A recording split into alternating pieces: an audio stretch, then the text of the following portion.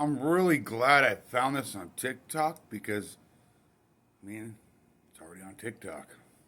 I don't know how, but I'm so glad it is. Listen to this, folks. If this don't just really stir up your blood, maybe you don't have blood. Maybe you're not human. Racketeering crime, a money laundering crime, and now the crime of racketeering leading to murder and global terrorism. Next slide. I told you that the second thing after they plan it is they fund it. And why don't we use the criminals' language in their own words, because it's the best way to say it. When they actually planned the release of the use of a biologically modified chimera associated with the model derived from coronavirus, they actually said the following. To sustain the funding base beyond the crisis, we need to increase the public understanding for the needful medical countermeasures, such as a pan-influenza or pan-coronavirus vaccine. Now, let me pause for just one moment and remind you that the crisis that they were speaking of was a crisis of diminishing funding.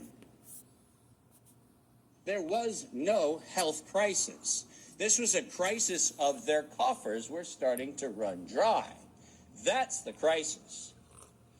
And let's read on. A key driver is the media, and the economics will follow the hype.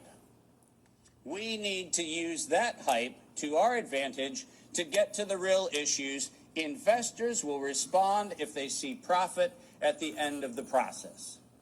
That is officially the statement made by the conspiratorial cabal that by that time was the decade of vaccines put in motion in 2011 by the Global Preparedness Monitoring Board of the World Health Organization, and it was the funding base for Peter Daszak's partnership with the chimeric production of pathogens both in North Carolina and in Wuhan. So don't tell me that we have to do an investigation into where this came from. The criminals have admitted to it in their own words. Next slide. And now we get the fun one that no one in Congress is willing to address, which is the elephant in the room. On October the 21st, 2014, despite the multiple conversations between Senator Rand Paul and Anthony Fauci, where we've been told that Rand Paul has done everything he can to put Fauci on the ropes, he has had in his possession the letter that you see on the left. And it is the letter, conveniently on NIAID letterhead, sent to the University of North Carolina, Chapel Hill, which unambiguously states that during the gain-of-function moratorium, which, by the way, if we use the word moratorium, feels like that means you're supposed to stop. Why don't we go ahead and look at two pieces of this letter? First, the second bullet under Project One, which, by the way, was not part of the original grant. This was to look at the novel functions of the virus pathogenesis in vivo. You know what that means? In living systems. The grant was supposed to be clinical simulations and models. But this grant was modified with this letter to say we were going to authorize gain-of-function research during the moratorium in living systems. And then we love the last paragraph of this letter, which conveniently says, as your grant is currently funded, this pause is voluntary. How many times have you met a voluntary moratorium? Never. And the best part about it is that if we look at the very last line, or continue to conduct the applicable gain-of-function research until the end of the currently active budget period. But here comes the problem. Big problem. You know who is supplying the budget? DARPA. An indefinite term, unlimited amount contract from DARPA and from NIH. Isn't it convenient to have a perpetually funded project that needs to stop when the money runs out, when you find out that there is no point where the money runs out because there is no end to the thing that has no end? Unless you think that I'm making an allegation, which I'm not, I'm making an accusation. Let's be clear. And there's a big difference. I'm not alleging anything. They actually went to the trouble of telling us that it was going to be the Wuhan virus that was going to get us. As you see on the right-hand side of the screen, published in 2016, March 14th of 2016, the SARS-like Wuhan Institute of Virology Virus 1, and I quote, is poised for human emergence.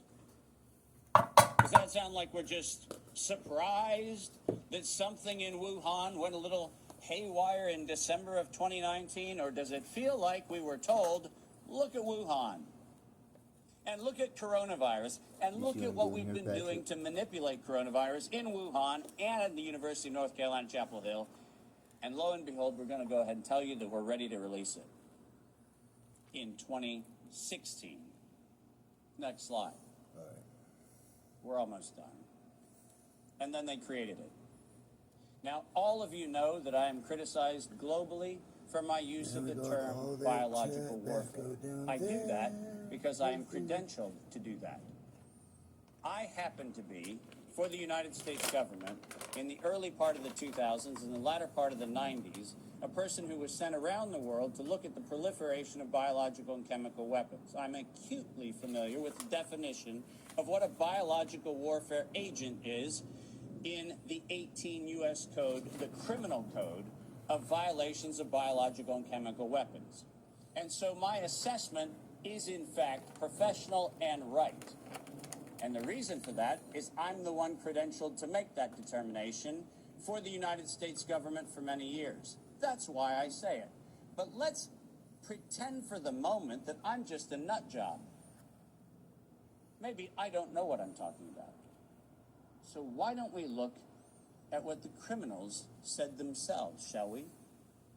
In 2005, at a conference sponsored by DARPA and the MITRE Corporation, Ralph Baric, the architect of the lethal strand that has been injected into millions and billions of people's arms, that Ralph Baric was sponsored to present the following, and let's go ahead and use his words, presentation: synthetic coronaviruses, biohacking, bio-warfare enabling technologies. Does that sound like a public health distribution program? Does that sound like something that is accidentally misinterpreted to mean something else?